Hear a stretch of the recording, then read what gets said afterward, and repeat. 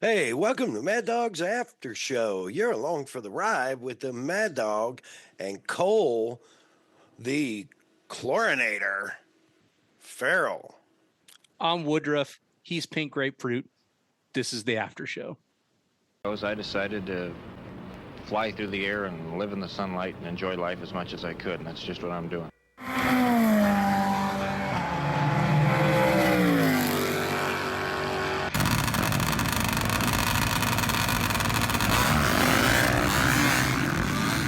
Okay, it's happening. Everybody stay calm. Everybody stay calm. What's the procedure? Man, such an incredible way to start the show, always with those ever inspiring words from the incredible Mr. Evil Knievel, flying through the air, living in the sunlight, and enjoying life. I'm doing a little bit of that right now while we're recording, sipping on a little bit of Construction Video Pros Resolution Blend coffee in my new Assault Industries mug. Wow. I mean, the mug alone has got to make the flavor really pop. Yeah, it's good. It's good. And you know, man, we are so lucky. I mean, really, aren't we? Oh, absolutely. Not only are we lucky, we're very fortunate to have all of the efforts of our men and women in the armed forces and our first responders that work nonstop to make sure that we can do this silly podcast. Yeah, and of course, extra heartfelt special shout out to our veterans and, of course, the families of those that gave all the KIA, MIA deep respect. And, extra shout out for all those first responders still working out there in Southern California, still, you know, mopping up and man, what a mess. So, shout out to them. And, of course, while we're doing shout outs, y'all know the drill. We got to shout out our incredible sponsors and partners like Kicker Performance Audio. You can find them online, kicker.com, on Instagram, at Kicker Audio, on Facebook, Kicker, every other Tuesday night live on their TV show, Kicker Unmasked Live, on their YouTube and their Facebook for all your premium 12-volt audio needs or personal audio needs. Look them up, kicker.com. Of course, Bomber Eyewear, Bomber Safety Eyewear, Bomber Floating Eyewear, Bomber Amazing Eyewear. Now, with some new sizes coming out in the oversize for the big heads, check them out at bombereyewear.com or on Instagram at Bomber Eyewear for all your eyewear needs. And they float. Of course, Assault ATV, Assault UTV, Assault Industries. Man, for all your premium UTV, ATV, and off road needs, plus everything from gear, gloves, tools, to mirrors, Assault has you covered. Find them online, assaultind.com. That's assaultindustries.com, abbreviated. And on Instagram at Assault UTV. Of course, the Premix podcast, our man Cole. Yeah, buddy, sharing his passion for all things desert racing through the lens of a camera, and also available for your MC and announcer needs. Get that beautiful voice on your stage at your wedding or at your bar mitzvah, whatever. Man, you just slide over into his DMs on Instagram at the Premix Podcast. That's the at symbol ThePremixPodcast. Woof. The Premix Podcast, all one word. Hit him up. Of course, Shutter and Whirl, formerly Kelsey Morrell Film and Media, for all your video and photography needs, from stills to video, from pre-production planning through production to post-production, anything you need from a TV commercial to pictures of your pets, Hit her up on Instagram at Shutter and Whirl. And oh man, where would we be? Where would our social media be without our great templates, logos, and website, MAddOG'SGarage.com, without Hey Geeks Marketing? Man, she can handle anything from your social media account needs maintenance, creating accounts, to building you a website, maintaining a website, whatever you need. Yell, Hey Geeks! Or just find her online, heygeeks.com, or on Instagram at heygeeksmarketing. Well, here we are with the most returning guest we've ever had, Mitch Guthrie Jr. What's up, buddy? How's it going, guys? Good to be the number one returner. Yeah. The Well, dude, record. you always got something on the hot plate, so it's like we tried to get this before Dakar, but man, you're so busy, dude.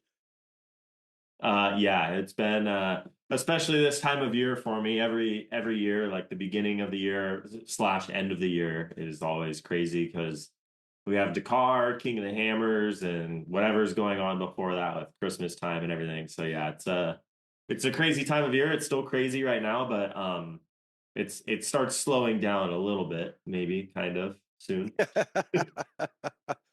Well, I'm man, we have so much to talk about because you were on uh right before Dakar 24 was the last time you were on. Um and it's funny because I think at that time you had just finished like a World Rally Raid Argentina or something maybe. And you and Seth both ran. Seth ran in the Toyota, tested in the Toyota, and you were out playing. There was some videos of you out playing in a Ford. Um, and then Dakar happened last year, and you did very well, and I know it didn't finish the way you wanted it to, but man, you they knew you were there every race, right? There was no question about it. And so you came out of Dakar, and I don't understand all the points, but it's really funny because you came out with the World Rally Raid. Uh, what's it called now? Challenger Yeah. class, Challenger points lead, and then we recorded. We had done our Dakar duties when we're uh, last year, last January into February, and then the um, first World Rally Raid came up, and all of a sudden the points leader in Challenger wasn't there, and that raised a red flag to Cole and I, and we talked about it on one of the podcasts, and I was like, you know, I wonder if he's got some kind of Ford deal going because he was, social media, he was driving a Ford. So um, it was pretty cool when it was announced at the Raptor Rally, right? The first Yeah, yeah. annual Raptor Rally, and where was that? Moab? Yeah, out in Utah. It's called like Yeah. Lehigh. Oh, okay. Yeah. And all of a sudden, Ford is like, oh, by the way, we're taking a Raptor, we're building a Raptor, we're going to Dakar, and Mitch Jr. is going to drive it. And so that was kind of cool. So how did all that come together for one? And then I want to get into the testing and the Dakar stuff, but how did all that first part come together? Yeah, it was it's crazy. It's crazy when you talk about it how quick everything happened and Yeah. feels like so long ago, but it wasn't. So yeah, it was yeah, the last race, I don't even remember what year it was, 2023. Yeah. The last race of the season was Morocco. So we were out there, I think it was 2023. I don't even know. But we were out there. Yeah, that's the race you're talking about. It was actually really fun because it was me and Seth, first and second in the championship, battling Yep. each other. So Seth ended up winning the championship. I think we had a problem out in Morocco or something. I can't even remember, but Seth won. I think we got second, and then after that, the same day actually of the last day of the race, they did kind of like a juniors thing where I drove the Ford, Seth drove the Toyota. They had some other people drive another car, so it was really cool. And I literally was like 5 or 10 minutes. I just did a couple little laps, but it was just really cool to like be a part of it and drive the Ford. And um, I know at that point I kind of knew a little something. Like the reason Ford was there racing that Ranger was because they were going to be coming for like a big Dakar push and like a new car. So I kind of knew something was Nice. going on. So for me, I'm like, okay, well, this is great that I'm the one that's driving the Ford because that would be my. Uh, so that was kind of like where I was able to thankfully kind of get my foot in the door and even just meet the guys and some people on the team. And when you're out there, you don't really know anyone and until you get introduced and start a relationship with people. So yeah, we did that. That same year is Dakar Rally, or the next year in January, not too long Yep. after, a few months, was Dakar. That's when I was leading up until the last stage, and we had that problem on the last stage, which made us get second. We had to get towed to the finish line. Thankful to get a finish anyway and get second, but that was a huge heartbreak just to have a couple problems on the last stage like that randomly. Well, So and yeah, it was finished. just on that. It was really rare, like failure, wasn't it? Yeah, the first thing that happened was we were literally on a straight line, just going down a wash, just full throttle, and a hose clamp broke on a turbo tube, on like a boost tube, literally broke. We found it on the skid plate, so that broke, and we were able to fix it. But we had like a 20-minute lead, and it took like all of our 20 minutes just because the car was really hard to get up. It was way up in there. So we had to go like over the exhaust and everything and have to get a hose clamp like started and around that tube. So took us forever. Like we burned our hands. Like it was Ugh. terrible. So we ended up fixing it and then we kept going and then we had the input shaft on the transmission on the gearbox just backed off the motor. So it's like we just went into neutral. So we were Wow. pushing hard and I don't even know if we went through a split, but we were like literally it was going to come down to seconds probably for the win because we used all of our time up fixing it. So we were fighting through dust and hitting everything, and it was pretty scary because at the time when we were still running, I'm like, well, what if I get a flat? What if I'm pushing too hard and we get a flat, and then I lose because we got a flat? So it was like a crazy, 20 minutes of driving, and then the input shaft backed off. We hooked up a tow rope to it, and I stood on top of the car and held it up, and thankfully, one of the guys stopped Zilly, that races in a Can-Am actually. So shout out to him. But yeah, he towed us all the way through the finish, which was it was a wild ride. But thankfully, from third place, we had enough of a lead, so we were able to still get second and yeah, finish. I think that was actually my first ever finish at Dakar. Every other year, we've just been plagued with problems, so it was really nice to, even though I was behind a tow rope, Right. finished it. Yeah, that I know that was you could tell. I remember, even though it was like a year ago, I remember the interviews and stuff, and you could tell you were just gutted, and it was so close. And I think on our Dakar wrap, I think I called out foul play, um, because it, I was like, I don't know. There's some pretty rare incidents to happen, unusual stuff to happen all of a sudden when he's got a 20-minute lead going into the final stage. But, you know, it is what it is, I guess. And you handled it with class and dignity and probably a lot better than I would have for sure. Um, but but yeah, man. So then all of a sudden, so at that point, you had the World Rally Raid Championship points lead.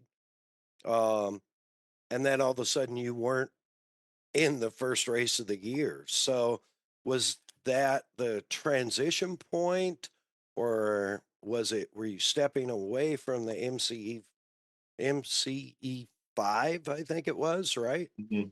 And over into Ford development at that point, or Yeah, it was a weird time because Abu Dhabi, it's actually like I'm leaving in 1 week for Abu Dhabi. So you go yeah, from every year, it's like you go from Dakar straight to Abu Dhabi. It's like such a close, especially because I do King of the Hammers. So it's like no time between. So right? yeah, at that Dakar, I was kind of starting to, talk with Ford a little bit, and it was kind of moving along, but you never know for sure until you sign something or whatever. So no, we were in between Dakar and Abu Dhabi. It was kind of still just trying to figure things out, and things were looking good. And I knew that um, if everything worked out, which I was, hoping it would, of course, I knew that we were going to have a ton of testing up until Dakar this year.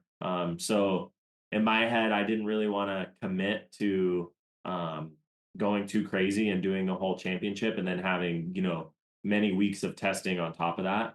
Just so for me, it was more important to kind of focus on the Ford stuff and testing and everything and put racing to the side, which was a pretty crazy decision. It was definitely a hard decision, and it had to be. It was one of those ones where it was like you had a couple days once it was to that point, like to make the decision, and it's not easy because I had the championship, and Yeah, I know that it's everyone's dream to go race all those races, and for me to have that opportunity and say no was pretty crazy. But for me, it was actually really nice to have like that weight off my shoulders. I kind of spent some more time in my shop and got all my Polaris racing stuff in order this year.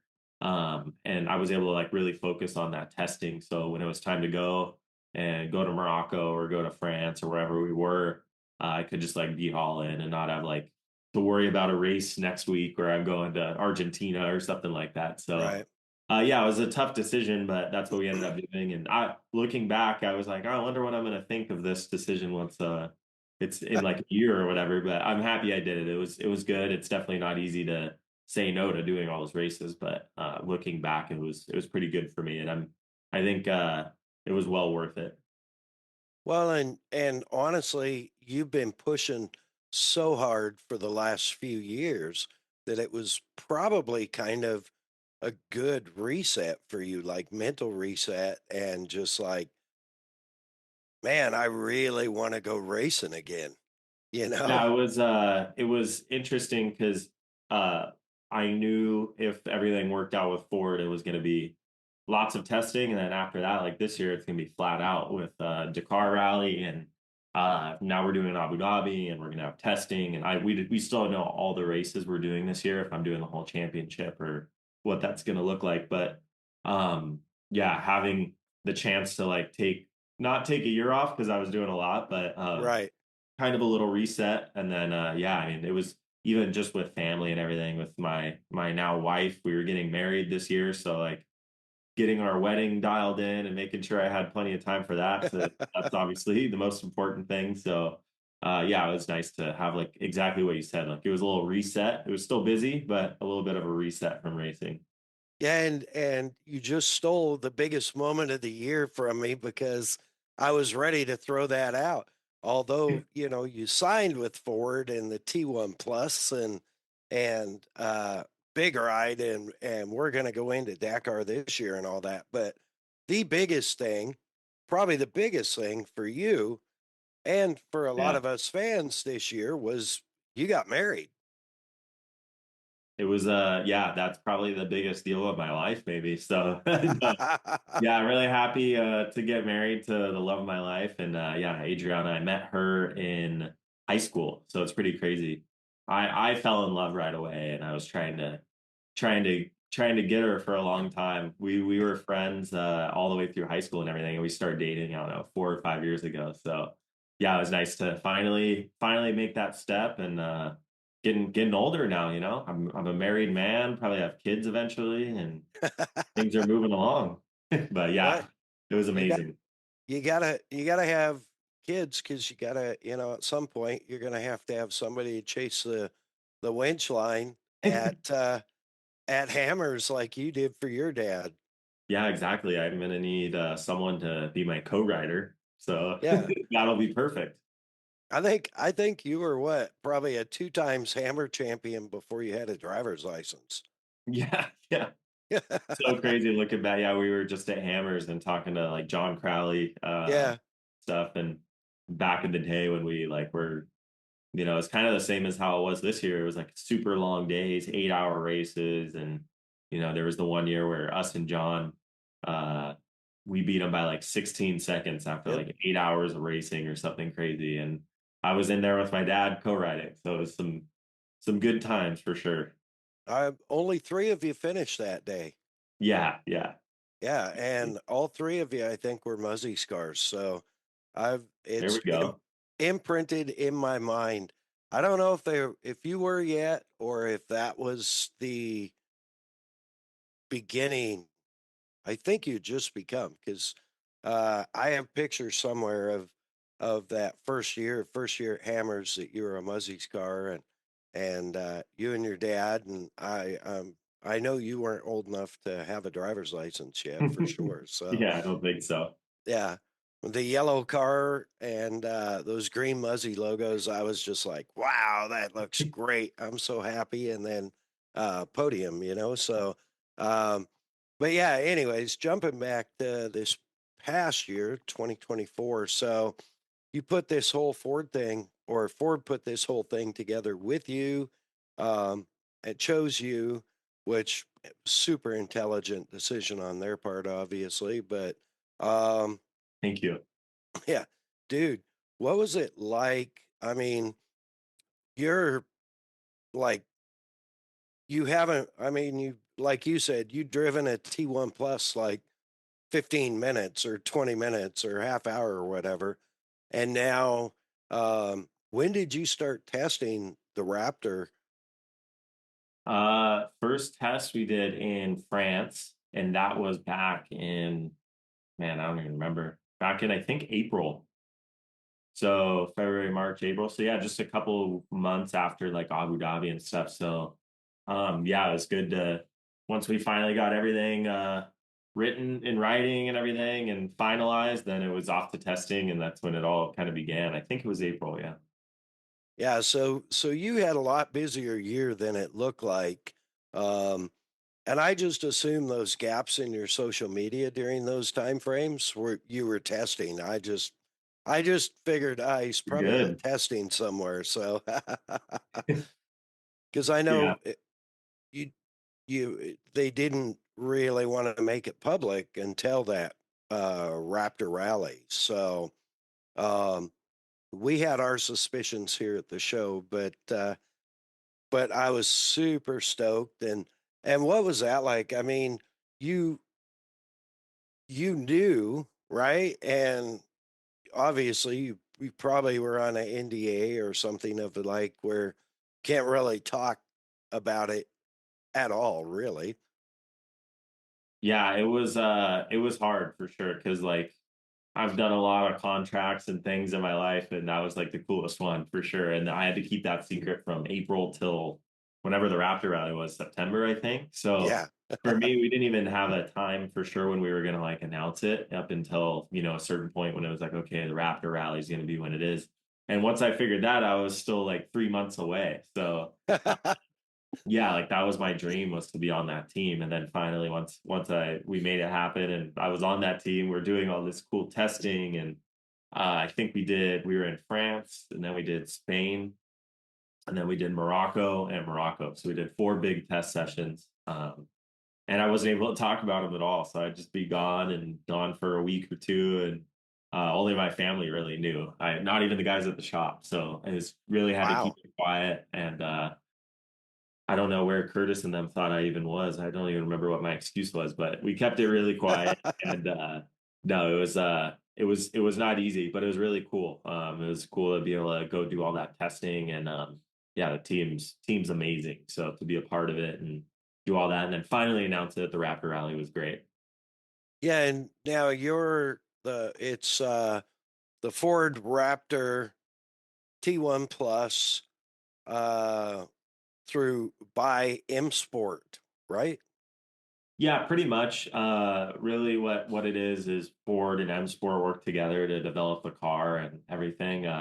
M Sport obviously handles like most of the logistics, and they build the cars and kind of do all the behind the scenes. And Ford works really closely with them now, and we have Ford engineers at all the testing, at all the races. So um, it's pretty cool. It's different from a lot of the teams that you see where they might just have like a team kind of handle everything, and other manufacturers might just put the money in or whatever and let them handle it. But Ford's a really big part of it, and it's super cool. Even all the way up to the CEO is super interested in what we're doing and wants to win Dakar. So it's cool to have like the team at M Sport and their rally background, and then all the team from Ford over here in the United States doing a lot of the other things too. So it's the best of both worlds. It's a crazy team of like how high level it is. I always tell everyone like the best way I explain it is it's like the F1 of off road. Like it really is. Oh yeah. It's crazy the amount of engineering and everything that goes into every little part on the car, and all the debriefing we do and the testing and all this stuff is just like at the highest level. So for me, that's one of the things that's the most fun is all that. That's cool. And yeah, so you announced it in September, and then it's like, I'm sure you have more testing, and then Dakar. And now, I don't remember, did you um, leave late this year compared to normal, or did you?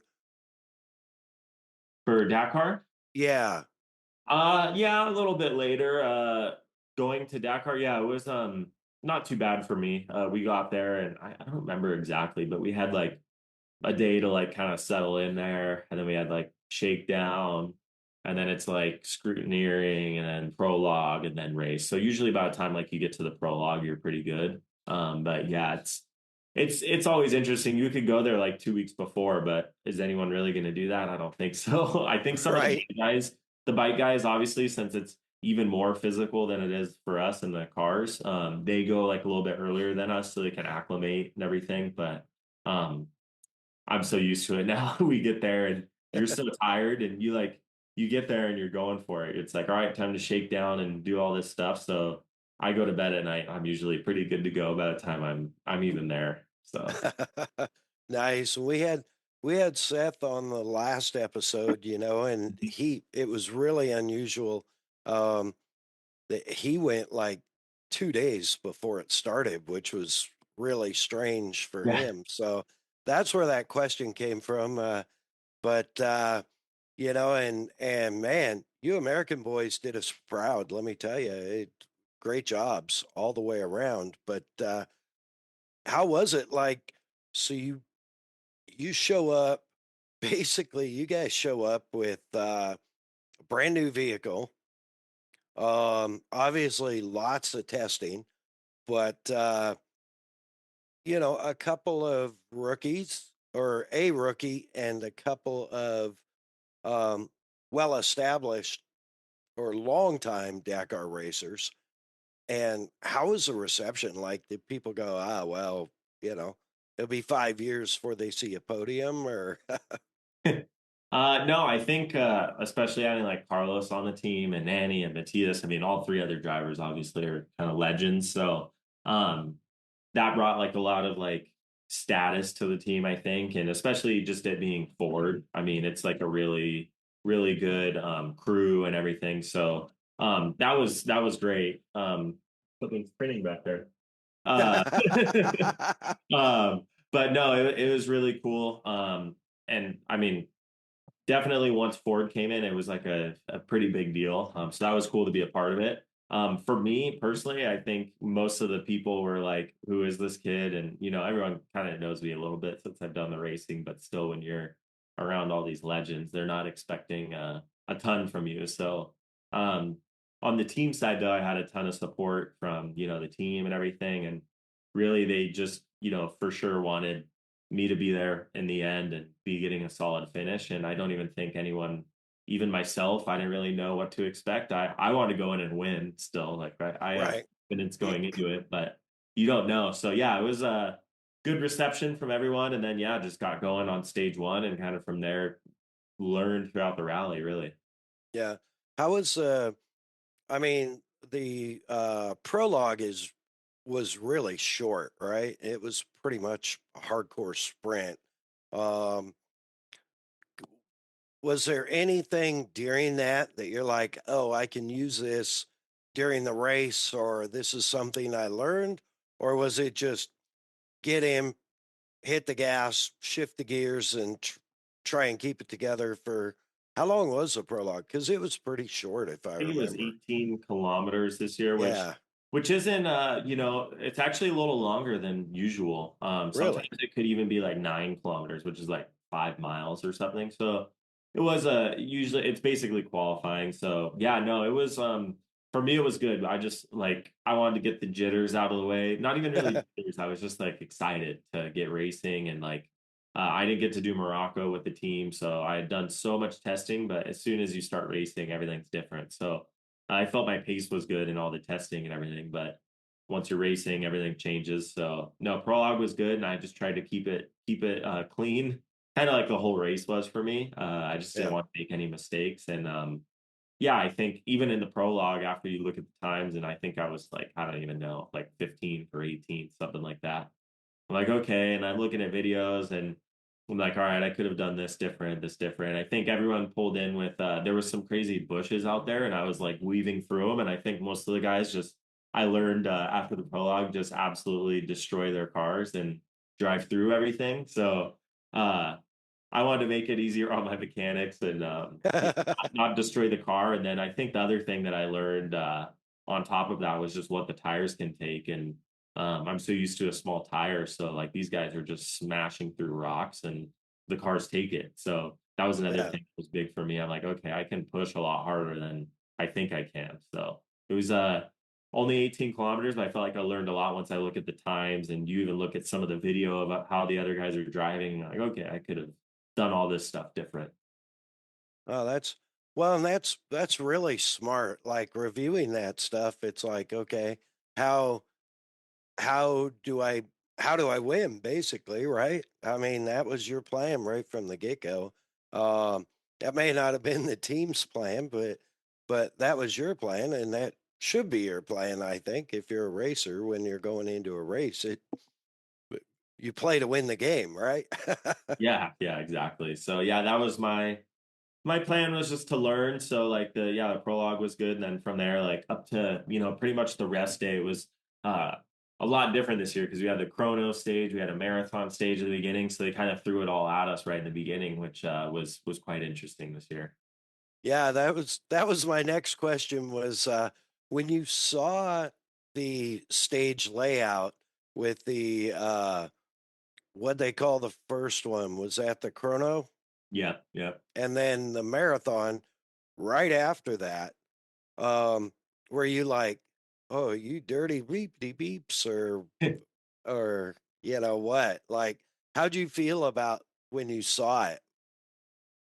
It's the what they call the spirit of the Dakar. So they try to make it hard on us, and it's kind of is what it is. I think I don't know. It's a little weird having them kind of back to back, but and like having the chrono right in the beginning. But it is what it is. It was interesting, and I think for me, maybe it hurt me a little bit because instead of just having normal stages, we had all the tough ones right in the beginning, kind of when I was still learning like the pace of the car and all that good stuff. But it was interesting. It's pretty crazy all the strategy that goes into it, especially that early in the race, trying to go for good start positions and everything. So.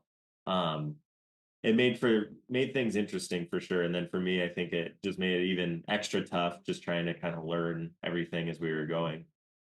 Do you think did it seem like this year, I mean, from what limited coverage we could get, especially of the Americans, um, which great job because by the end, they were, the media was forced to cover the Americans. Like you, Seth, Ricky, um, Perfect.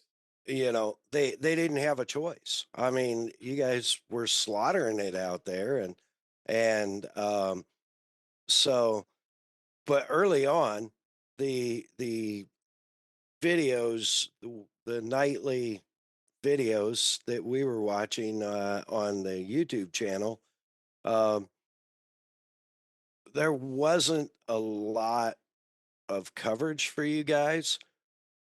but it did seem like everybody was, from what I saw on social media, it seemed like everybody was just like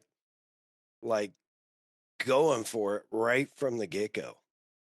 Yeah, everyone was going for it, and especially you have so many heavy hitters like Carlos and Matthias Nanny and all the other guys like Nasser and Yazid that won. So, um, especially those guys are such veterans that like they're dialed in. So they're when stage one starts, like they're already up to pace. They know what they need to do, and everyone starts battling. So yeah, it's interesting, but at the same time, you see like what happens is most of those guys are just on the edge the whole time and eventually get some of them. So, you see like Loeb when he kind of wadded up, and it's just you're pushing so hard. There's so many little things that can get you, and sometimes it does. So, um, that's where it's really tough is you can drive like I did, where we are the first week going a little slower and then the second week kind of up the pace a little bit. But, everyone's so fast. So it's, you got to be on it from the beginning, basically.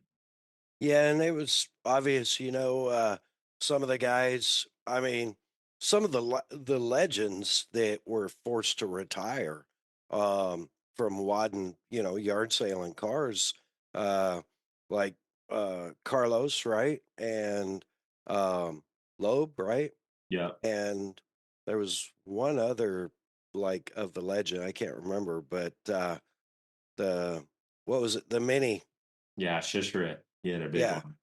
Yeah, and it's like just unbelievable, like that these guys. I mean, it shows how close to the edge you guys are really running, right? To be competitive. I mean, Yeah, I think some people might not understand like the level of driving out there, and it's been great for me to like learn. It's like when those guys and like when we all turn it on, like it's pretty crazy the pace that everyone drives, and also just what the cars can do and what they can take. It's pretty wild. So um that's it's the race, and every year is so different. Like some years, like the previous year when Carlos won, I think he won by like an hour and a half. This year it came down to like a couple minutes, so yeah, you never know what's going to happen. And that's where like this year I kind of just decided like, okay, I'm gonna go a good pace, and we kept going faster and faster. Of course, it's not like we were going slow, but just tried to keep it steady as much as we could. And um you kind of just sit there and hope. Eventually, when I was, towards the end, when you're 45 minutes down, you're not going to gain that in a stage. So you're kind of just hoping that some people might have issues and you can kind of get up a couple more spots. So it's tough. You want to push hard in the beginning of the rally, but not have issues. And you don't want those leaders to get too far ahead. But it's quite a lot of strategy, and it's kind of like a game because you never know. You could have someone leading like crazy that's doing really good, and then they wad up their car, and suddenly you're back up in the podium. So you never know what's going to happen. You just kind of have to do your best out there and learn from every year. Like I've still been learning every year, and this was a good one for me too. And you kind of look back on previous years and try to yeah. remember what happened, and like, okay, maybe it'll end up coming around. But yeah, it's a crazy race, and every year is different, so you never know what to expect. Yeah, that's man, that is true.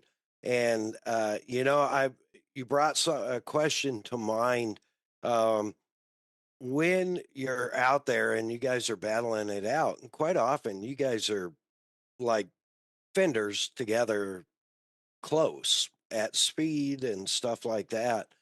If if you're if you run up on a competitor that's maybe ahead of you in the overall, do you push them harder to try, like, do you drive harder to try and push them harder to see if they'll make a mistake? I mean, is that all part of strategy, or do you just go, I'm just going to ride here and not tear the car up? Or, It's so tough because it depends on the next stage a lot of the time. So sometimes you want to be behind your competitor in a stage because it's a tough one. So you want to like be chasing them down. So you kind of look like you're always looking multiple stages ahead because you want to go like, okay, ideally I want to be here and here in these stages. And you kind of got to plan it ahead. It never goes to plan really. Like sometimes it does, but yeah, I mean, sometimes it's nice to start behind, say, the guy that's that's in front of you in the overall, so you can pace off of them and maybe pass them, and then they know that they got to pick it up, and maybe they'll push hard and break something. But uh, overall, it's not as much as what happens on the course. It's like the finish every day, and you got to make sure that you're in a good spot every day. And some stages are way harder than others. This year we didn't have bikes starting in front of us every day, so um, like one stage I started, I think it was like third, and it was a no bike day, and Matthias ended up opening, and uh, that's when like the pace just gets dropped so much. And then if you have people way behind you starting 15th place, which is probably 40 minutes behind you, they have all that time to gain because you're going so much slower up front. So yeah, it's not a ton of door-to-door action. Sometimes you're sentineling other people, and we had plenty of that this year where you're in the dust and playing that game, which is a whole nother story of the sentinel and Yeah. penalties and things like that. But yeah, there's a lot goes into it. But I'd say the biggest thing this year was all the strategy with no bikes and chrono stage, marathon stage, like dune days, lots of stuff.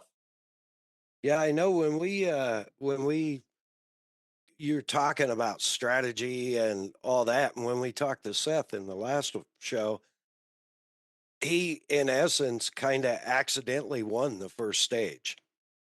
Yeah, yeah. He was like, I didn't really want to open a stage, especially that early and the chrono. And so uh, people, you're right. A lot of people don't understand. They're like, oh, you want to go out and finish as high as you can every day. But if you win a stage and the bikes aren't starting, like your first one on course, and you have your waypoints, virtual waypoints, or whatever they call them, plus all your other points, right? That is up to you to find before anybody else. Yeah, yeah, it's you're just laying the road for everyone else. So depending on the terrain, they can see even if you're second place, it's better to be first or better than being first because you're just laying even one set of tracks for someone to follow. You can't always see the tracks, like it's not always that easy, but most of the time if you have at least one person in front, you can see something. So yeah, like Seth's deal there, that was a tough one. And you never know what like our kind of plan was. Like on that day you have like the guys that know they're fast, and like that was stage one. Stage Yeah. one was when the strategy already started. So you had guys like Nasser and stuff like that if they had a clean stage, a lot of people stopped for up to maybe even 10 minutes. They just Wow. stopped before the finish line and literally sit there and then cross the finish line. For me, I didn't do that because it was stage one. So we had like a pretty clean day. So I'm like, I knew we were like off the pace a little because of my first stage ever. So I'm like, let's just cruise through the finish. And I think we were in a good spot. We were like 10th or whatever. Uh, but yeah, you have guys like Nasser that ended up finishing 20 something, and we're in like a killer spot to gain lots of time throughout those 2 days of the chrono.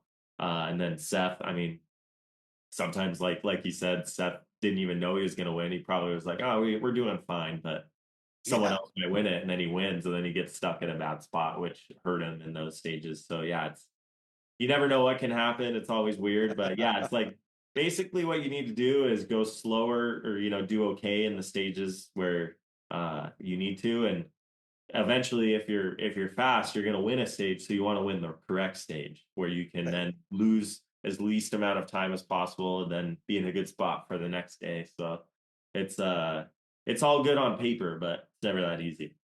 Right. And that was because Cole can't be on screen, I have some what I'm calling Cole's questions or Cole's queries. And that was one of his is what's the strategy difference with the T1 class now that you're dealing with like speed limits and speed limiters? Yeah, I mean we have a torque curve now. There's no more restrictor. So it was pretty much the same. It's just kind of a different way of doing it. But now we're all on the same the cars are pretty close. On when you're on course, the main spot where you're gaining time is just in straight up driving and cornering and how hard you're pushing through rocks and all that good stuff. So yeah, it's I mean, just the strategy is so different in T1, especially compared to like the Challenger class I was in Right. before. Challenger, you're never opening, so you're just like pushing 100% the whole time. T1, you're pushing super hard the whole time still because everyone's so quick, but there's a lot more, like we had just talked about. There's Yeah. much more strategy. It's kind of nice. I will say it's not a strategy thing, but it's nice being in the T1 with a windshield, the liaison better. You have your Bose headphones that you put on. It's comfortable in the car. We don't have the fuel stops where typically we'd stop for 20 or 30 minutes. Maybe there would even be two of them in the Challenger class in a stage. Now we stop for 5 minutes, and it's basically just like a little transit from the fuel start to the fuel stop. So that's nice. So basically, we end up getting back to the bivouac sooner, which is great. And Yeah. you're not covered in dust. You're kind of still fresh, and so on that side of it, it's actually easier than the T3 class. That's actually harder in that aspect, but And yeah, a lot to it. you actually have heat and air conditioning in the T1. Yeah, we have air conditioning. I don't have heaters, but we have an Oh. engine right between our legs. So if it's cold out, we just don't run the AC and it gets pretty warm anyway. So it's perfect. So we do have Nice. heat and AC basically. 'Cause you guys had a monster. I don't remember what stage it was, but you guys had a monster, what do they call it? Prologue to the stage or whatever the Yeah, the um liaison on liaison, yeah. stage 6, I think it was. We had a day that was almost 1,000 kilometers in total. So we had like a 500-kilometer liaison. I don't know. Yeah, there was one day. It wasn't actually the super long day, but there was one where we transited to the empty quarter, which was like a 500-kilometer liaison, which they give us like 6 hours to do, and then we did like 120 kilometers of dunes, which Yeah.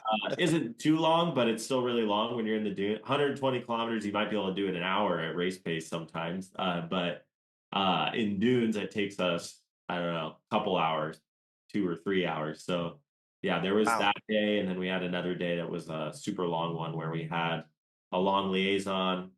We had like a stint in the beginning. Then we had what we call a transfer, which is basically they give you a certain amount of time to stop and then get to the next. We drive on the highway basically to get to the restart. Oh, okay. And we had another stint through dunes, and then another liaison after the stage. So that was like a 900-kilometer day that was started really early, and we got back at night. So Dang. Yeah, that was I saw that one and I'm like, holy cow. That's a long haul down the road because you're bound by speed limits and all that stuff too, right? So, yep. Yeah, yeah, it was some long ones, but when you're in the T1, for me, you put your headphones in now, and I bring my snacks in the car, and it makes it not so bad. yeah, nice. That's awesome. The how'd you do on tires and what was it, stage 2, the beginning Uh, of the chrono it where was the marathon stage the through stage marathon 4. 4 Yeah, where everybody just shredded. It seems like everybody shredded tires. I mean, uh, Seth showed me a picture of a tire. He put 15 plugs in the sidewall to fix good enough to use as a backup on stage 5. yeah, it was a crazy day, and it's what the organizers do. Like you start. That was the first day of marathon. So we started that. Well, we have the briefing the night before, and there wasn't much mention of rocks. It was a super long day. It was tough navigation. It was like hard to see. Like the tracks weren't really visible. So it was like just a tough day, first of all, and a long day. And it was rocky for like the entire time. So yeah, I know like for Steph, unfortunately, he got just unlucky and got a flat like right off the bat, which is never fun. Like it happens to everyone at some point. Like you have a super long day ahead. We only have 2 spare tires. There's no chase crew or anything in Dakar. So when you have one flat early, you're like, okay, we have one more tire for the rest of the day. Yeah. So it's not fun. And he did his best to get through it. But yeah, we sometimes it's the luck of the draw. You try to be careful and try not to make any mistakes. That day we got one flat. which like same for me. We were doing good. We were almost to the end of the stage, actually, just driving like normal, going through a corner and caught a rock on the sidewall. I didn't even feel it, and you just see on the screen you have no air pressure. So we changed that, and then yeah, that was our one flat for that day. So we were on the good end of that one. I know it was really tough for a lot of other people, and it was interesting, when you're in the marathon bivouac and everyone needs tires and everyone's kind of bartering for tires and stuff. Yeah, it's I'm just watching the social media part. It was like it seemed like all you guys in the top, with the exception of you, were like in that position, like they'd used up all their tires um, by the end of the first half of the marathon. It's like, oh, geez, what are we gonna do? So Yeah, it was kudos to you. I mean, you one interesting protected thing yours. is the trucks that support us now, they can't like cut course or anything. So we have trucks with tires, but they have to do the whole course. So Uh, before we'd pull up to the marathon stage and they wouldn't be that far behind because they would like take a shortcut or take some of the highway or do something. But this year, that's what made it really tough. Is it's like, first of all, are the trucks even going to make it here? Second, which right. how many of will all of them make it here, and how many tires are in those trucks? So all of us were kind of sitting there, like everyone had flats, and we're sitting there like, okay, I hope the trucks arrive tonight. Like we had to go to sleep and hope that when we woke up in the morning, there were gonna be tires at our truck. So not easy. No, I saw even one of the big trucks. What do they call those? Like T5s or Yeah. something? Yeah, one of those even got a flat that day. Yeah, it's not easy, and especially on a stage like that, like those guys even get flats, which I think really says something if they're getting them. For sure. Um, you mentioned the dunes and the dunes over there, and we talked about this, I think, every time you've been on, but they're nothing like anything here. They're huge and they don't end, right? Yeah, it's crazy. We've taken off from the same airport there. Last year was when we were on rest day. We flew from the empty quarter back to Riyadh, and then this time we flew at the end of the rally.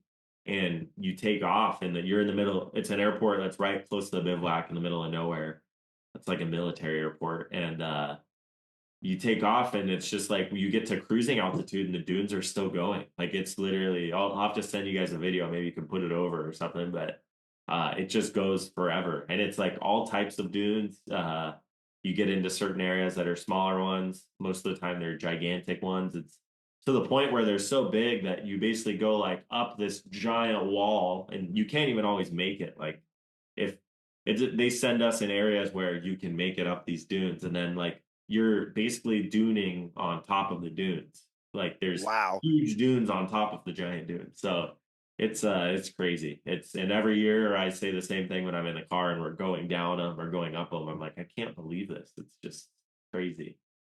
How cool is that also though? And to experience that, but I remember seeing one clip where you chased down, I think you might have been right close to Seth, and I think both you guys, like you chased down your line coming up a dune was a lot faster or more efficient.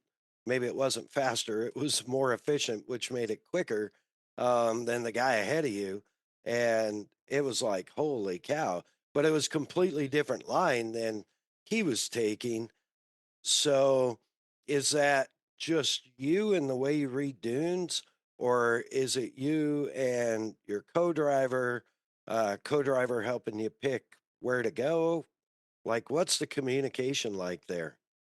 Yeah, it's tough. There's a lot of different things. Like first of all, this year was probably the hardest thing for me was the dunes, and by the end I felt better. But like in the beginning, like I actually ended up with Seth a few times, and he's super fast in the dunes and used to the T1, and I got passed by him once or twice, and just followed him through the dunes. And it's like when you have someone to read off of, it makes it so easy because you're just what's on the other side, and you can just stay like a couple seconds back and just basically you to drive with one finger and just kind of follow. So sometimes that's great. Like you just can let someone go and like follow them, and even learn a little bit if like for me. So it's good to follow some people and doing with Seth a little bit, which was hilarious.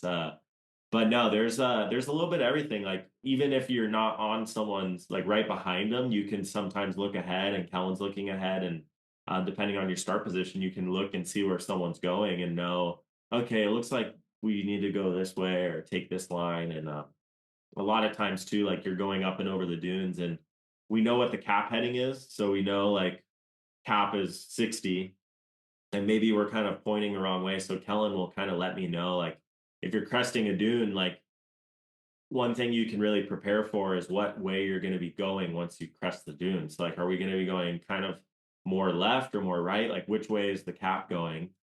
So that's when you're like really communicating, and Kellen can let me know like it's kind of more to the right. So as I'm cresting a dune, I make sure the car's pointing right. And a lot of times you'll see like you crest the dune and you'll come over, and then like they'll see where the cap's going, like because you're a little out of whack because you're coming over Right. dunes. Then you'll see the tracks go like this, then they'll go right or left and kind of continue the way they need to go. So a lot of times you gain a little second here or there because you'll come over the dune the right way, and you'll kind of just cut like, gain half a second. So there's that. There's reading off people. There's just, yeah, like reading the dunes, which isn't easy. A lot of those guys are, I'm still learning that one a little bit because sometimes you see some of these guys come over blind dunes, and it's like they really don't know for sure what's on the other side. I think they kind of know and they're pretty sure and they go for it, which I don't have that confidence yet. It's pretty wild. Sometimes it doesn't always work that way, and there's a giant drop on the other end. So uh, sometimes you almost feel like you're going slow in the dunes, but everyone's doing the same thing. Like you don't know what's on the other side. Uh, it'll even tell you on the road book as well, on the dune thing. So you'll know that it's like uh dunes danger 2, and then you might know like, okay, these are kind of dangerous ones. And as soon as you get into them, you see where you're coming up, and then you might do your first drop and it's like straight down, and so then Yeah. you're like, okay, we need to take care through these ones. So yeah, there's a lot of different things. It's on top of that, it's not easy because you're not always or you're not always with other cars. So keeping up a good pace when you're duning for 5 hours straight isn't always easy. So yeah, there's a lot of factors in the dunes. It's a lot different than being on a normal track. That's crazy. Cole had one of his queries. Uh, he wants to know the difference with visibility between the SSV and your T1 Plus, especially in the dunes. Yeah, that's where that's where it was a struggle for me, especially on, it was stage 2 actually, or the first day of the chrono. We had some dunes. That was my first taste of dunes, and I had done some dunes in Morocco testing and everything, Right. but yeah, it wasn't easy. I actually got stuck the first day once. Like I just literally on a tiny dune, they were a little soft, and I came up it just too slow and just sunk the car. So Kellen had to get out. We used the jacks and got unstuck. But no, that was probably the biggest learning curve for me. I felt pretty good on like normal tracks and stuff, but the dunes were a few days for me to get used to, and it still isn't the easiest thing. You just kind of deal with it. It's a big car, and you have a windshield. The front end's longer, the tires are bigger, the fenders are bigger, so not as easy to see out of as a Challenger car, which anyone could probably guess. Yeah. But we do our best to make it as good as we can. Like the guys in all the testing we did, they lowered the hood and did everything they could to make it better. You just kind of get used to it. A lot of times, I almost one interesting thing is a lot of the times when I'm cresting dunes, I actually look out the driver's side window and I can see if the dune's like this or like this before the car is dropping. So a lot of times, as soon as I get to the top of a dune, I'll look over and I'll see what the dune's actually doing, and then look forward again. So uh, Whoa. yeah, it's not easy in the T1 for sure. No. Some getting used to, but once you do, it's like the T3. You get used to it, and then you feel good. Yeah. The it's man, what an experience. I mean, you just dunes, rocks, and seeing some of the videos like the canyons, picking your way through canyons, and you really do like have to run like everything. You have to be prepared for anything. Um as well as be prepared in your case, this year's case, to work on your vehicle basically 2 out of 3 nights or uh, 4 stages in a row almost. Yeah, it wasn't easy. You have that in the back of your head because you're pushing, but you need to make sure you keep the car in one piece and have enough tires and all that fun stuff. So, yeah, that was kind of like our goal, and thankfully it all worked out this year, and we ended up in a good spot. But like, it's not always that easy, and sometimes things happen, and you might even have something that's not your fault, and sometimes you have a fluke thing with the car, and you got to deal with it. So, thankfully this year we really had nothing to work on. So that was great. We really had pretty much zero car issues other than like a couple flat tires. So that was great, and it made it nice for us on marathon stages and the chrono stage when we had to work on the car. It was basically just checking things. So um, yeah, that's one of the cool things, and it's also fun for me and Kellen because we actually know how to work on stuff. So um, some of the European guys might not know how as much, about the cars and actually mechanically.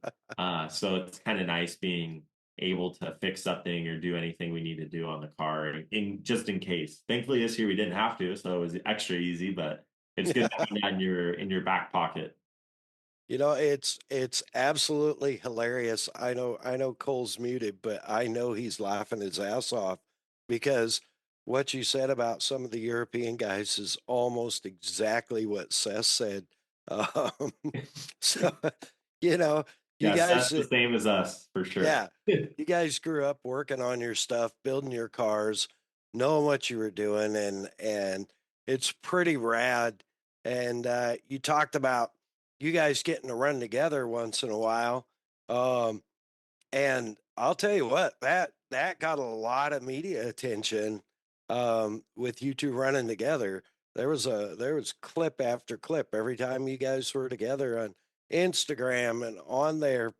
I think even once on their highlight, the Dakar highlight, T1 plus highlight reel or whatever. And so there's some really cool stuff. But man, like, how cool is that? And then, I mean, basically, you were kind of to be like in a support role, a learning slash support role this year. I mean, is that fair to say? Yeah, it was kind of really there was nothing preset, which was nice. So the main thing for me that the team, was supporting me with was just like, hey, go do your thing. There's no expectations. Like you don't need to go win the rally, even though I wanted to. But they were like, go do your thing and just be smart, which was really nice. And it wasn't like, hey, if this happens or this happens, you need to be the guy fixing their car or whatever. So that's how it works in Dakar. Like you have a 4 car team, and unfortunately, usually there's going to be at least one person that ends up having an issue somewhat early. And unfortunately, I was like Carlos and Nanny, and Nanny ended up being our support guy, and they were awesome. It's never fun. Like I've done it before, and you're there to win. I know Nanny's there to win, and it's not a good time, but really thankful for them and they were there every day behind us. They even sometimes beat us in the stage, so then they would have to stop at the start and sit there and follow us. And that's the team game. It's what everyone does in Dakar.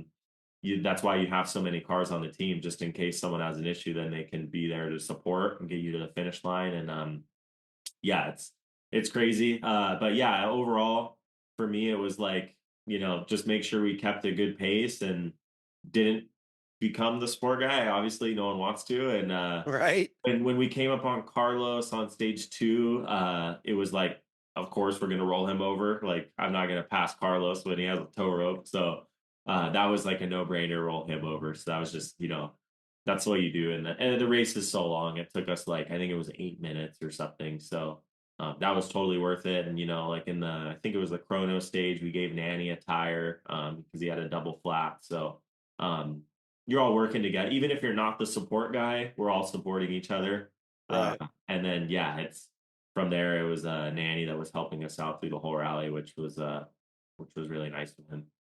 Now on Carlos, I we talked about this early on this year while Dakar was happening, but on Carlos's car. Apparently, they wouldn't let him continue because the cage, an area of the cage, was bent.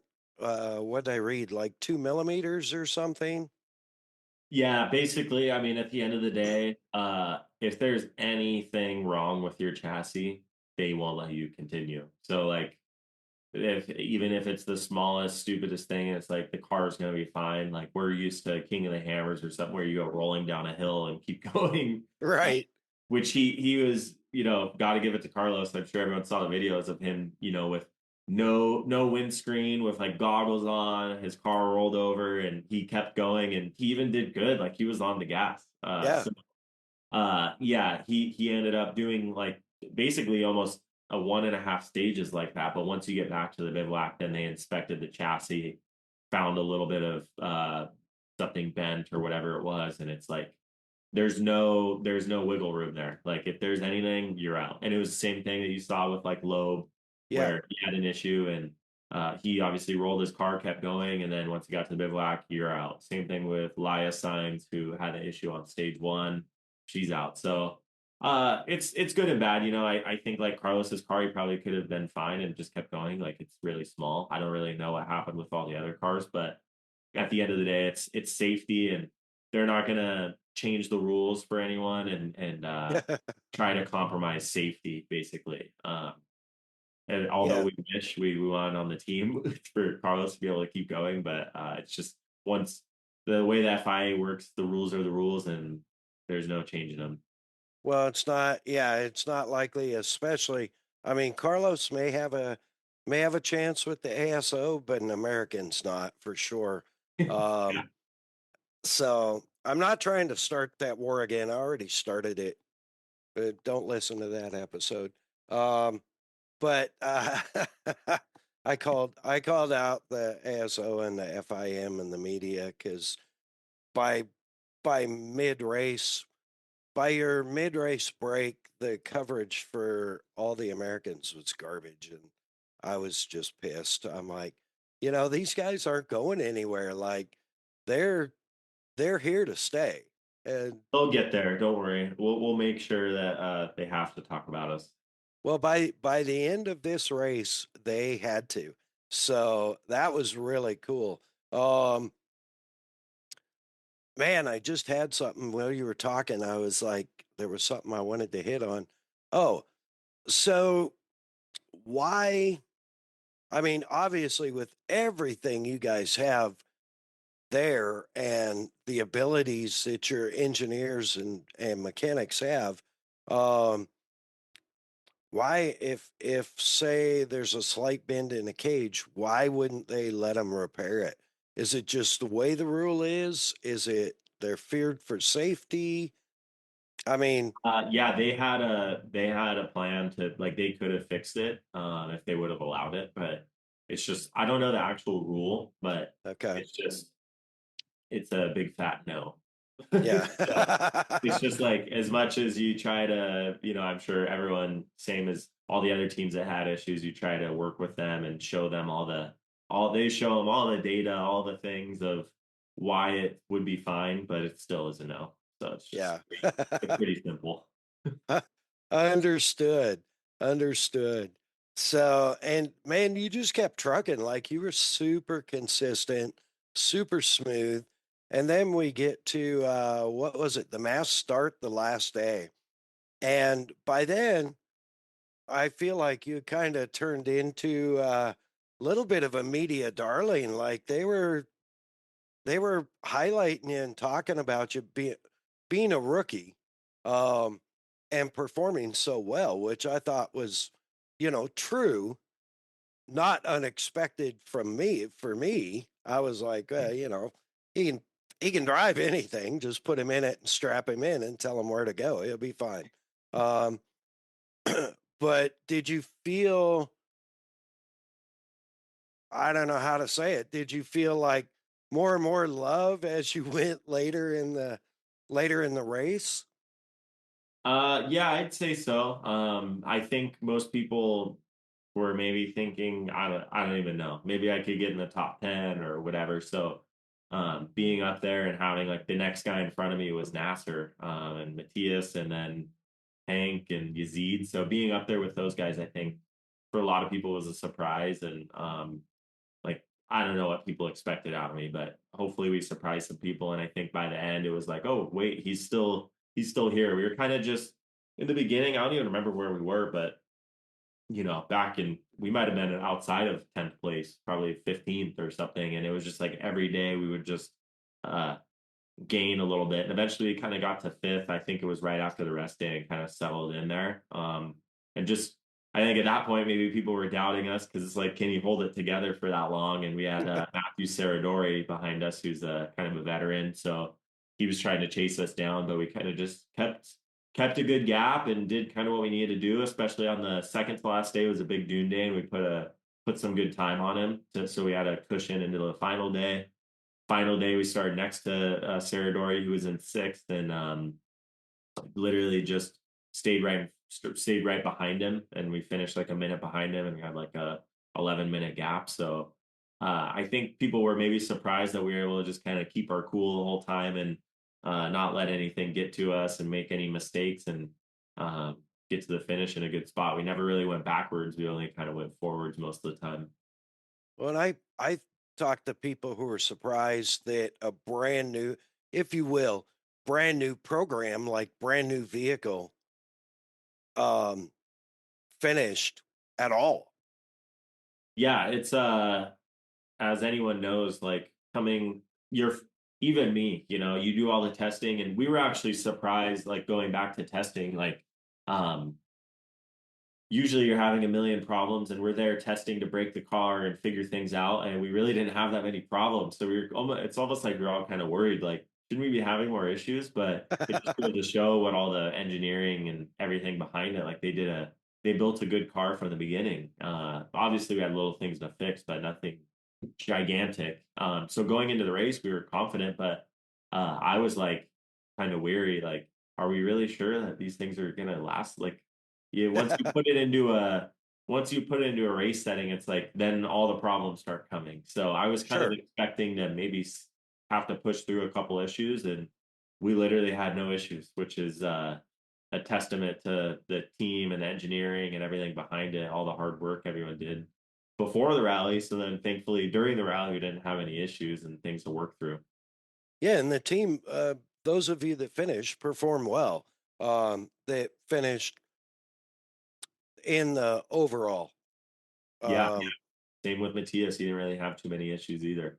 yeah, it's really amazing. And I've had other friends say, well, Nasser finished and finished ahead of the Ford and blah blah blah in a Dacia. And I'm like, or Dacia, however you say it.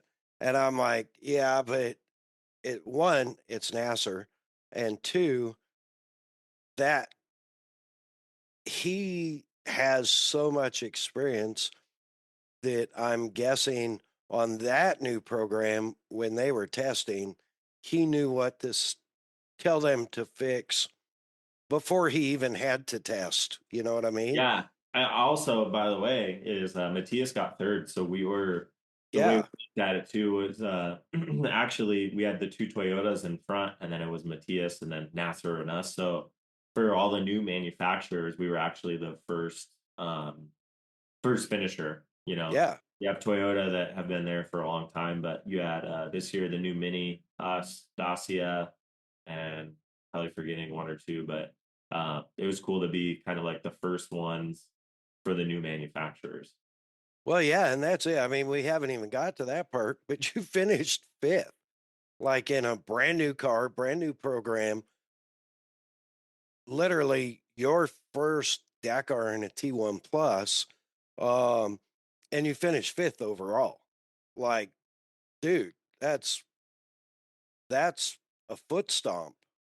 Yeah, thank you. No, it was good. It's like I said, I want to go in and win, of course. Like I go in with confidence, but as the race kind of progressed and we ended up like in 5th and even just crossing the finish line, like especially after all the tough years we had, and even last year, like getting I even it's hard to say, but like second place the other year was like getting last place, and fifth place this year was literally felt like I won the race almost. Like it Yeah. was, I think maybe a podium would have been even better, of course, or winning, but fifth place was like, I think not the team didn't really expect or know where we were going to finish, and just all the people outside didn't really know what was going to happen. So I think we surprised everyone, and made the team happy, and it was just obviously made myself happy. So overall, it was just super good. And yeah, I mean, the way I was describing it to like my family and everyone was like, I feel like we just actually won the rally, but we got Oh, fifth. yeah. Well, really, I mean, when you consider all the factors, it really was a win. Um, and as we wrap up the Dakar thing, though, because I want to get into a couple other things, but as we wrap up the Dakar thing, um, the mass start and dude, full shot. I thought it was awesome because you're the as the media said in the broadcast, the Americans with the whole shot.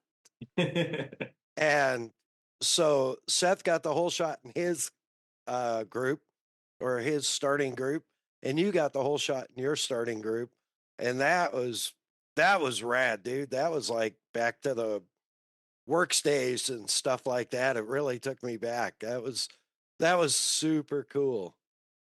Yeah, that was fun. It's cool. Every year they throw in like some different stuff. Like the chrono stage was new last year, and then this year mass start, which it was just the start. It was nothing too crazy, but it was fun. And like the videos are pretty cool from it. And yeah, it was cool lining up. And it's nice when you have a short course background. I've done plenty of starts like that with way Yeah. more people. So I was confident going into it. I knew what we needed to do, and I really wanted to get the whole shot, honestly. So it was kind of fun leading everyone into the dunes.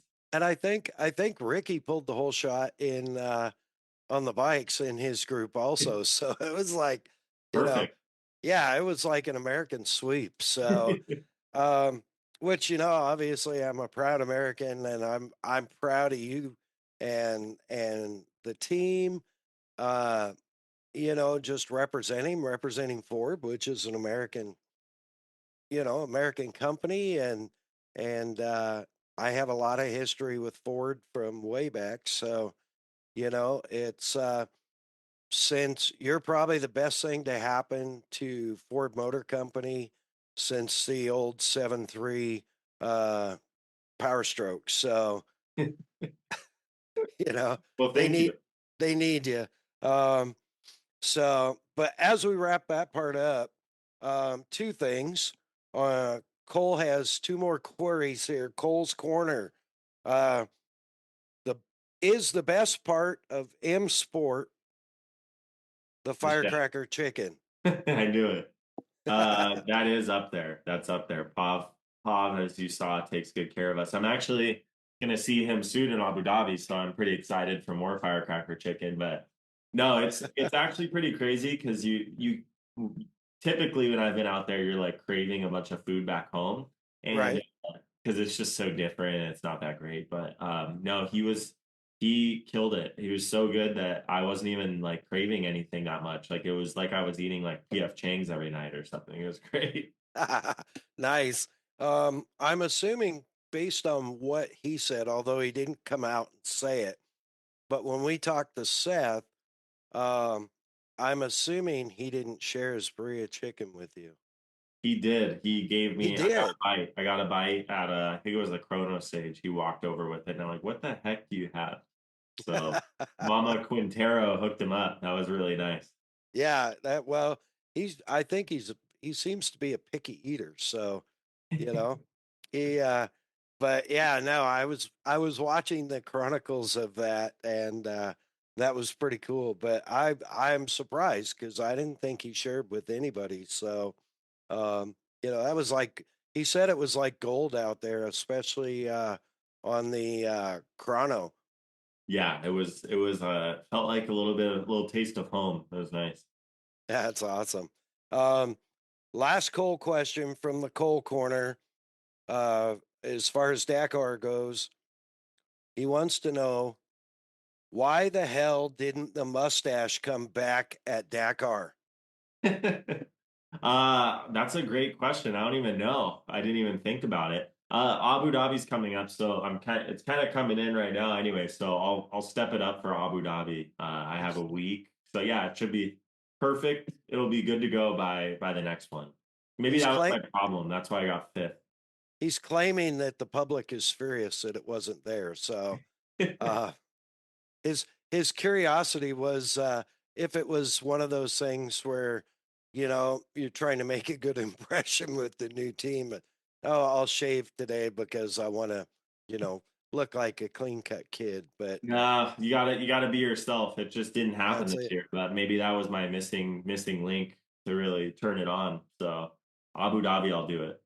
Hey, but all of that, I mean, you finished fifth in Dakar in a brand new car as a rookie, probably one of the best finishes ever of a rookie. Um, at in the T1 plus class. It's got to be up there in the top 3 or 4 anyways. I haven't done the research. I'm just kind of assuming. But, you know, the again, the biggest thing of the last 14 months is you got married, and we want to make sure and make that the high point. Even though you had all this fun at the car, you got married and you're a lucky Exactly. guy. So your T1 Plus all of a sudden mysteriously shows up at King of the Hammers. Is that the a, without giving away too much information? Is that a real T1 Plus? And was it your rig from Dakar, or is it another one that's stateside? No, so that's our test car. So it's the one I have a Okay. ton of kilometers in that one. It's pretty much the same as our race car. It's super close. So yeah, they brought it out for the season launch of Ford, which was a couple weeks ago, right around King of the Hammers time, and then came straight there. It was on display, and I had the chance to drive it around, give everyone ride-alongs, as you saw. Even my dad, my mom, Hmm. was crazy, and they were having a great time. So um, that was super cool. And yeah, and then it's I think it goes back east again. It's going to be maybe at a NASCAR race or something, possibly, and then it's going to go back home. So I did a little world tour, but no, it was really cool having it here. It's like no one ever gets to see it. No one's ever even seen really the T3s that I raced back in the day, and or the Challengers. And uh, I always tell everyone how crazy the truck is, and to give everyone a ride in it, and then also have everyone just be able to see it in person was pretty sweet. Yeah, I know. I was blessed to see one of your test OT3s, the very first cars that you guys were in as Red Bull Off-Road Junior Team USA in Dakar. Um, with the Volkswagen motor. You had that up the very first year at Sand Scramble, and I was blessed to see that. Uh, and there's a lot of stuff that blew me away, even though um, maybe that wasn't quite the car that the MC5 is. Um, it was pretty impressive. Like the carbon fiber doors and stuff just blew me away, and where they hide the spares and how they hide spares. And now that's the kind of shit I pay attention to when I see you guys with the car. It's like, oh, that's where they put that. Oh, that's cool. That's cool. So, um, and I imagine the technological advances going from something like that to a T1 Plus, it's just mind blowing. Uh, it's crazy. So yeah, running the family around, that had to be pretty rad. Um, did your wife like, I mean, obviously she's enjoys racing or she wouldn't be hanging out with you. Um, but how was the ride? Did you take it easy on her? Did you try and scare her? No, I went pretty good for everyone. Probably the craziest story of the week was actually I went and picked up my wife back home one night and came back the next morning, and she wanted to go pre-running with us in the Razor. So we went and did some rock trails. Uh, in my race car. Actually, we were doing like a little testing. So I drove the race car around, and then I switched to the pre-runner, and she's like, "I want to keep going." So I'm like, "All right, fine." So she kept going with me, and we were at like a stupid little off-camber spot, and I actually rolled the car on her side, tipped it Ooh. over. So that was pretty bad, and it like broke the door and everything. So my dad was with me. So she got in. I'm like, well, just get in with my dad. We're gonna do a couple more trails and then go back. And so we kept going, and we were in a trail, and I heard on the radio from my dad, we just rolled. So then my dad did the same exact thing, like a super slow roll in like a random spot on her side as well. And after that, I think she was a little scared, so we brought her back. She was totally fine, thankfully, but it was pretty scary for me too. And I'm rolling the car, looking at her like, "Are you okay?" Uh, Yeah. so I did that, and then I think she was a little scared, so she got in the T1 with me. But I think she didn't enjoy it too much because she was busy thinking about rolling, which I think was the same day. So it was just crazy. So she's gonna need some time to recover from that. But no, it's cool. Even my mom got a ride, my dad. So no. But to answer your question, I went full throttle for everyone. I had to show them what the car could do. That's awesome. Um, Speaking of full throttle on the T1 Plus, have you driven it unlocked? No, not really. I actually that one was unlocked. But it's basically tuned for that curve, like the torque curve that we run. So Gotcha. basically, like you don't like just unlock take the torque limiter off and it just is automatically a bunch of power. They actually would need to like spend a bunch of time tuning it and doing all this stuff to get it running that way. So no, but it's pretty good power anyway, so it feels good. Yeah, those things make like what? About 400 to the wheels, right? Real 400. Yeah, it's like 350 actually. It's not as much as most people think. That's why we like are so worried about the weight on the cars and everything.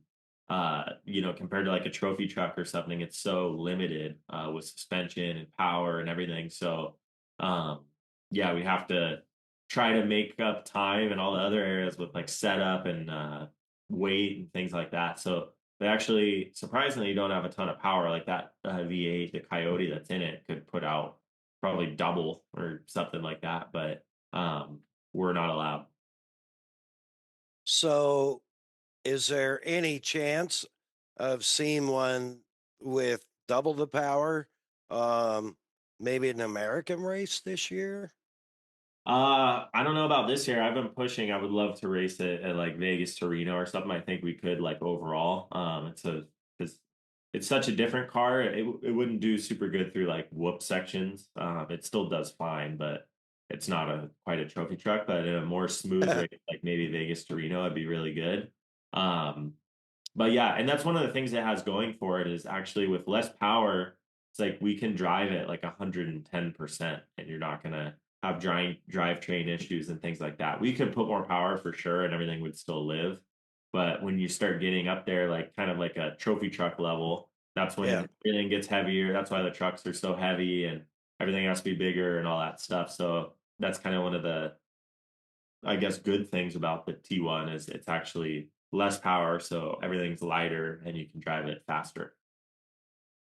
Interesting. I That is something I hadn't thought of. So Yeah. it makes sense. Yeah. Maybe just 50 horse and still be able to Perfect. drive it at 110%. Um yeah, that's rad. And what it's so cool. It just blows me away. Like the way that truck works and the way it sounds is badass, dude. That's the best part, probably, is the V8, especially compared to all the other cars. Some cars sound good and all, but that one's the best for sure. Yeah, for sure. For sure. So, what else you got on your schedule this year? I mean, obviously you've got your World Rally Raid. Um, Still racing Polarises. You just raced one at Hammers, and I saw your recap. I haven't seen the vlog yet, but I think Cole was watching the vlog this afternoon while he was working.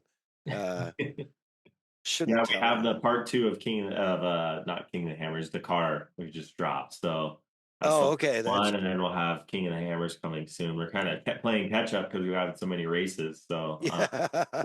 no, yeah, King of the Hammers was good. We had an issue, kind of a fluke thing where something with the steering rack, we had a problem. So that was going good until it wasn't, but all Right. good. And yeah, I have Abu Dhabi coming up, which I leave in 7 days for.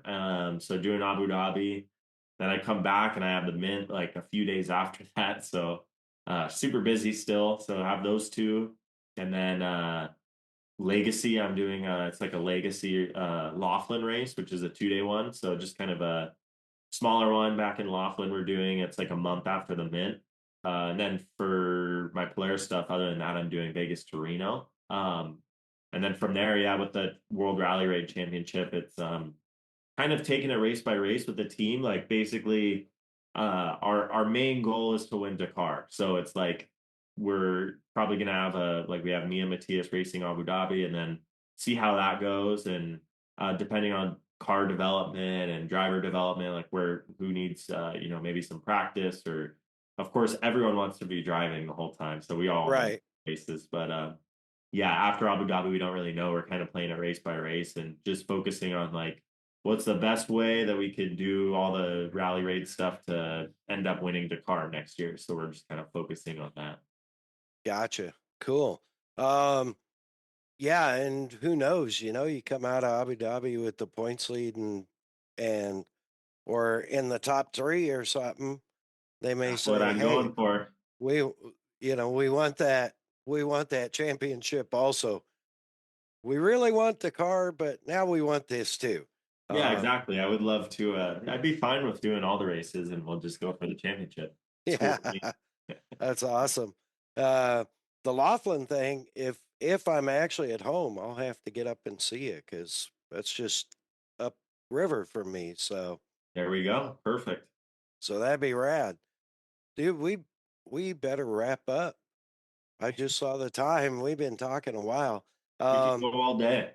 I know there's so much good stuff, and you have so much of a great perspective because one, you may be a rookie in a T1 plus, but you are a serious veteran racer.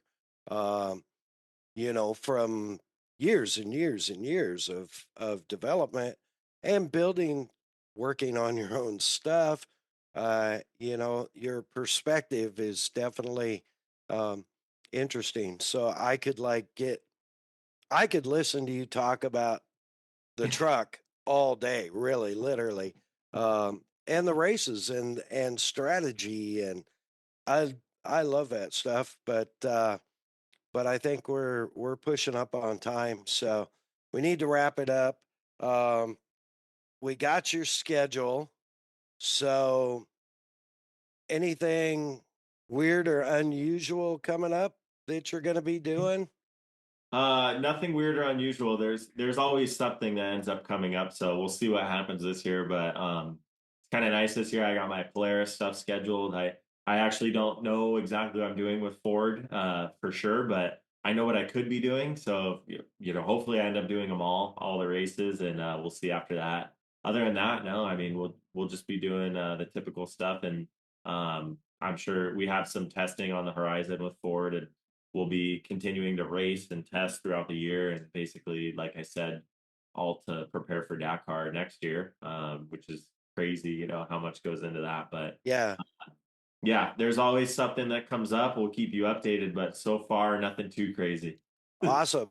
All right, and your social media, they can find you on Instagram at Mitch Guthrie 5, or is it underscore 5? Mitch Guthrie 5. Yeah, correct. Yeah. What's your website? Guthrie-racing.com. And then same thing for like my YouTube channel is Guthrie Racing. And yeah, go subscribe and follow and like all that stuff on YouTube. We've been doing vlogs for all the races, and my guy Greg's been out there killing it, doing some good videos. So been trying to push that more. They don't have a ton of views, but they're great videos, so go watch them. They are. They are. I'm Mad Dog approved, man. Thank you. I'm a little bit behind. I've missed the Dakar ones. Um, but I've also been, we're in arena cross season. So I've been in, I think I've had 5 days off in 3 weeks. So I'm surprised I'm actually at home recording in the home studio. So Perfect. yeah, I think the last one we recorded from a hotel room in Reno. So Fun. yeah. All right. Sponsors, obviously Red Bull. Big shout out to Red Bull. Um, although their new Red Bull Zero jury's still out. I had my first one last weekend.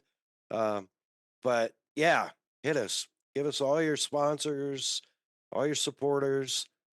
Yeah, well, yeah, of course, Polaris Razor, Red Bull, Ford Performance, BFG Tires, KMC Wheels, Rigid Industries, Sparco, VP Fuels. My guys at the shop, Curtis and Evan, have been killing it while I'm gone every race. Then arrive home back at King of the Hammers and everything's ready. And same with my dad. He's kind of was overseeing all that, making sure everything gets done while I'm gone. So my whole family, my dad, my mom, taking care of everything while I'm gone. And my wife, of course, for supporting me. And she also comes to a lot of the races. And yeah, I think that's pretty much everyone. But yeah, have a great crew, a lot of great partners now, and that allow me to do what I do. And I'm definitely very blessed. Yeah, and man, I just love your mom and dad. They're the greatest ever. And their responses to the ride in the T1 um, was super cool, especially your mom, because I I don't know that I've ever seen her in the right seat of a side by Yeah. side or anything. So um, that's pretty rad. It had to be super cool. And she didn't hit you, she didn't kill you, she didn't say bad words about you. It was a blast. So, uh, and I think all I saw on social media was your wife saying, "Are you trying to kill me?" Yeah. So now we know the story, folks. Yeah. Um, Yeah, exactly.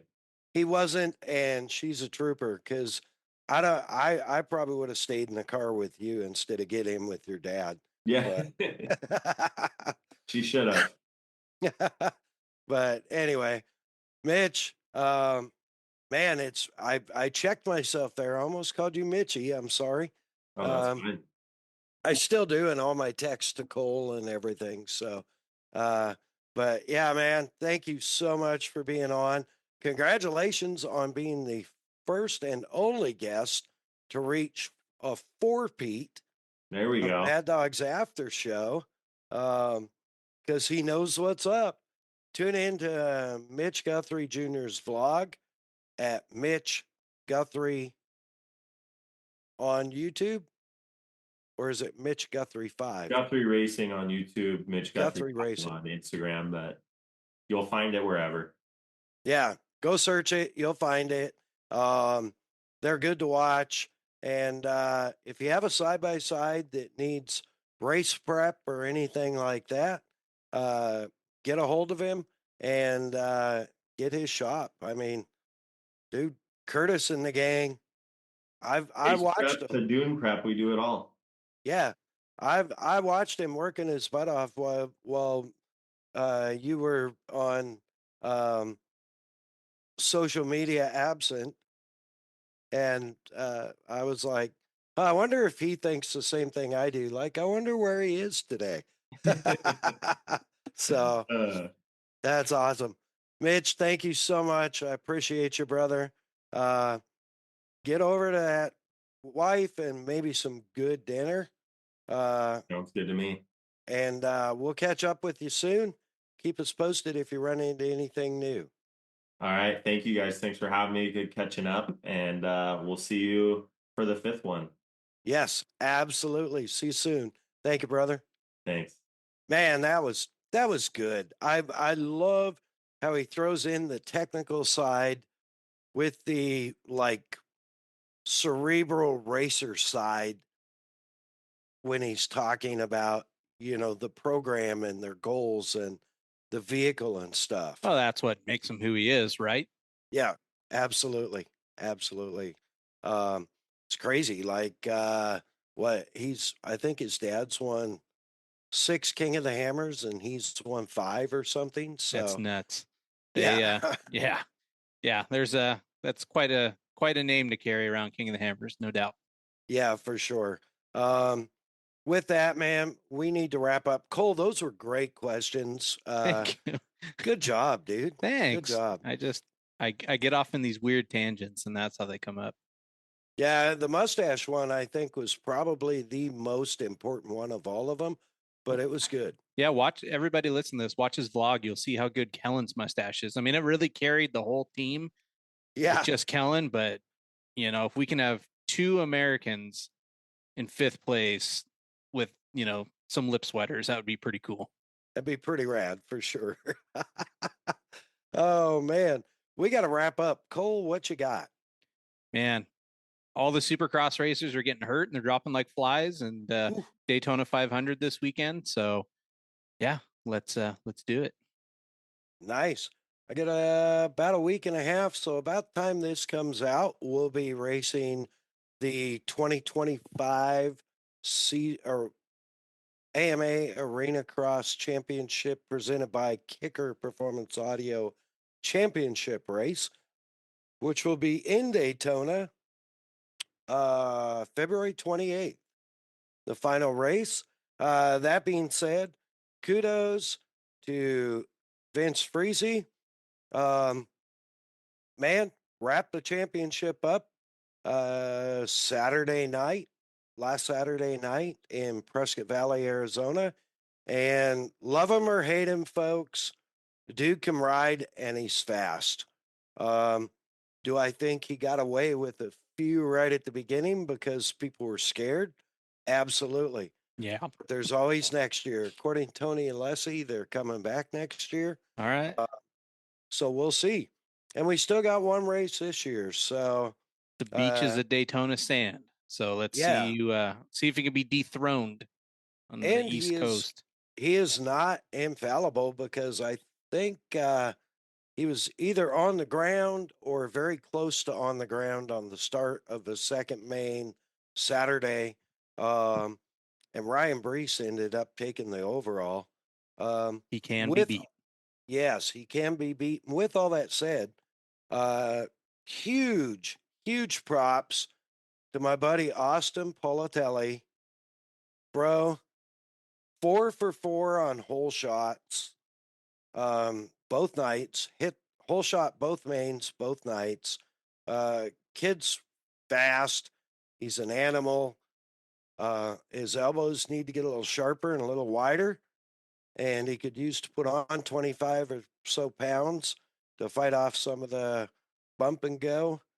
But great job, Austin. Really proud of you. Man, you look damn racy last weekend in Prescott Valley. I'm proud of you.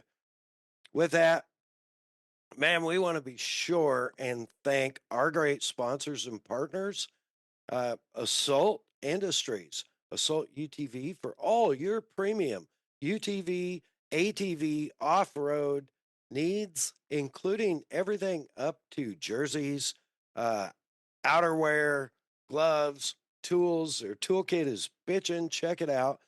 Check them out at assaultind.com, assaultind.com, or on Instagram at assaultutv. Of course, Kicker Performance Audio. Find them on Instagram at Kicker Audio, on Facebook, Kicker,